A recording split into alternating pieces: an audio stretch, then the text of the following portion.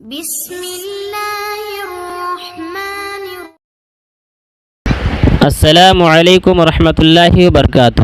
پیارے دوستو، آج میں آپ لوگوں کو بی بی فاطمہ رضی اللہ تعالی عنہا کی شہادت کے بارے میں بتانے والا ہوں کہ بی بی فاطمہ رضی اللہ تعالی عنہا کتنی عمر میں وفات پا گئی۔ چلیے ویڈیو کو شروع کرتے ہیں۔ آج سے 1000 سال پہلے ایک مہان اسلامی ویدان شیخ صدوق رضی اللہ تعالیٰ عنہ ہوئے ہیں۔ انہوں نے اپنی کتاب کلام الدین میں قرآن و حدیث سے یہ سدھ کیا ہے کہ ہر دور ہر زمانے میں خدا کے دین یعنی اسلام دھرم کو بتانے والے کبھی نبی، کبھی پیغمبر، کبھی رسول اور کبھی امام کے طور پر دنیا میں موجود رہے ہیں اور اس دنیا کے انت تک موجود رہیں گے۔ یعنی اللہ کبھی دنیا کو بنا دھرم ادھیکاری کے نہیں چھوڑتا۔ قرآن انہی دھرم ادھیکاریوں کے انوسرن کا حکم دیتا ہے۔ پیغمبر محمد صلی اللہ علیہ وسلم کے بعد نبوت کا سلسلہ ختم ہو گیا، لیکن اس کا یہ مطلب نہیں کہ اسلام بنا رہبر کے ہو گیا ہے، بلکہ قرآن کے مطابق یہ سلسلہ اہل بیت میں جاری ہوا ہے۔ اہل بیت میں شامل ہیں حضرت علی رضی اللہ تعالی عنہ، بی بی فاطمہ رضی اللہ تعالی عنہا، امام حسن رضی اللہ تعالی عنہ و امام حسین، اور یہی پیغمبر محمد صلی اللہ علیہ وسلم کے بعد دھرم کے سروچ ادھیکاری ہوئے۔ ان کی پیروی کرنا پیغمبر محمد صلی اللہ علیہ وسلم کے بعد ہر مسلمان پر فرض ہے۔ اس بھاگ میں بات کرتے ہیں بی بی فاطمہ رضی اللہ تعالی عنہا کے بارے میں۔ بی بی فاطمہ رضی اللہ تعالی عنہا پیغمبر محمد صلی اللہ علیہ وسلم کی ایک مت سگی بیٹی تھیں اور ان کی ماں کا نام حضرت خدیجہ کبریٰ رضی اللہ تعالی عنہا تھی۔ حضرت خدیجہ کبریٰ رضی اللہ تعالی عنہا اپنے سمے کی عرب ملک کی سب سے دھنی مہیلا تھی، کنتو انہوں نے پیغمبر محمد صلی اللہ علیہ وسلم سے شادی کے بعد اپنی سمست دولت اسلام پر خرچ کر دی تھی۔ ماں و باپ کا اعلیٰ کردار بیٹی کو ملا، یہاں تک کہ رسول صلی اللہ علیہ وسلم نے اپنی بیٹی کے لیے فرمایا، فاطمہ رضی اللہ تعالی عنہا میرا جگر کا ٹکڑا ہے۔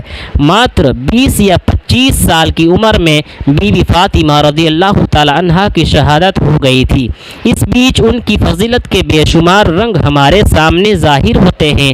اتہاس میں یہ درج ہے کہ جب کبھی رسول صلی اللہ علیہ وسلم کی بیٹی ان سے ملنے جاتی تھی تو رسول صلی اللہ علیہ وسلم ان کی تعظیم میں ممبر سے اٹھ جاتے تھے۔ پیغمبر محمد صلی اللہ علیہ وسلم کی ایک مشہور حدیث ہے کہ فاطمہ رضی اللہ تعالی عنہا تمام دنیا کی عورتوں کی سردار ہیں۔ رسول صلی اللہ علیہ وسلم کی بیٹی ہونے کے باوجود بی بی فاطمہ رضی اللہ تعالی عنہا کے پاس دنیاوی دولت میں سے کچھ نہیں تھا۔ سادگی میں وہ اپنی مثال آپ تھیں۔ اپنی ماں سے ملے تمام زیور انہوں نے اللہ کی راہ میں دان کر دیے تھے۔ وہ گھر میں چکی پیسنے سے لے کر تمام کاموں کو اپنے ہاتھوں سے انجام دیتی تھیں اور بچوں کی پرورش کرتی تھیں۔ گھر میں بستر کے نام پر اونٹ کی سوکھی کھال تھی، جس پر دن میں ان کا اونٹ چارہ کھاتا تھا اور رات میں وہی کھال سونے کے کام آتی تھی۔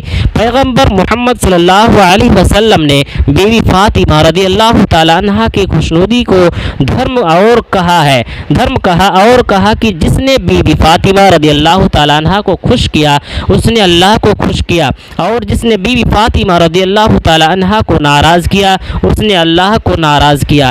ایک روایت کے مطابق نماز کا وقت ہو چکا تھا اور آذان کہنے والے حضرت بلال رضی اللہ تعالیٰ عنہ مسجد نہیں پہنچے تھے۔ جب وہ تھوڑی دیر کے بعد مسجد پہنچے تو رسول اللہ صلی اللہ علیہ وسلم نے دیری کا سبب پوچھا۔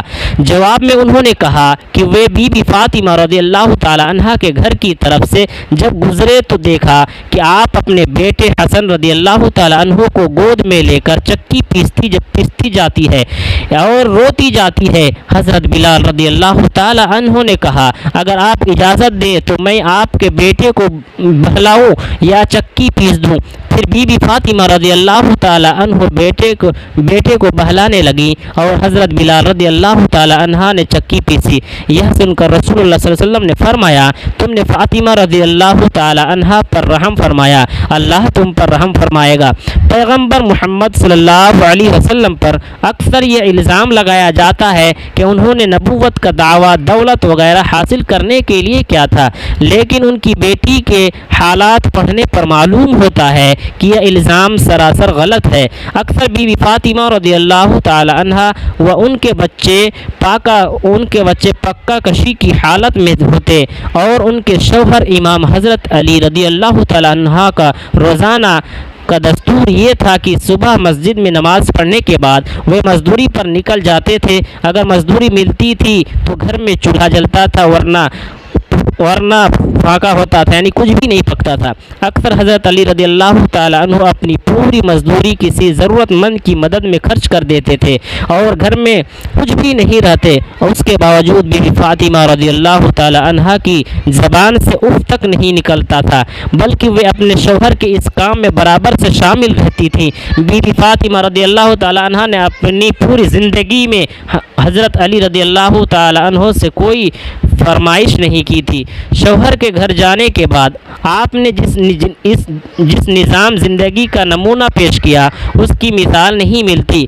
آپ گھر کا تمام کام اپنے ہاتھ سے کرتی تھی، جھاڑو دینا، کھانا پکانا، چرخہ کرنا، چکی پیسنا اور بچوں کی تربیت، یہ سب کام وہ اکیلی کرتی تھیں۔ پھر جب سن 7 ہجری ہیں، سن 7 ہجری رسول